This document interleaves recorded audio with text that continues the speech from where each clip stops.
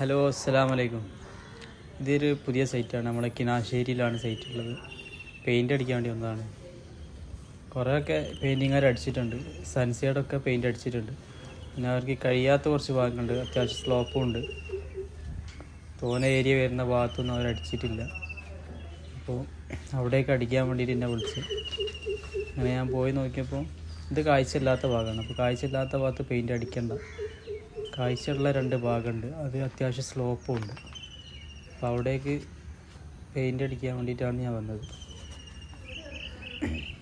അത്യാവശ്യം കുറഞ്ഞ പൂപ്പുള്ളൂ, അപ്പോൾ കഴുകേണ്ട ആവശ്യമില്ല. ഇങ്ങനെ ചുറ്റുഭാഗം സൺഷെയ്ഡുകളൊക്കെ ഉണ്ട്. സൺഷെയ്ഡൊക്കെ പെയിൻറ്റിങ്ങുകാർ അടിച്ചിട്ടുണ്ട്. പിന്നെ ഈ ചെറിയ ഓടൊട്ടിച്ചതൊക്കെ ഇതൊക്കെ പെയിൻറ്റിങ്ങുകാർ അടിച്ചതാണ്. അതുപോലെ തന്നെ ഈ ഭാഗം മാത്രം അവർക്ക് അടിക്കാൻ കഴിഞ്ഞില്ല, വിട്ടുപോയതാണ് ഈ ഭാഗം.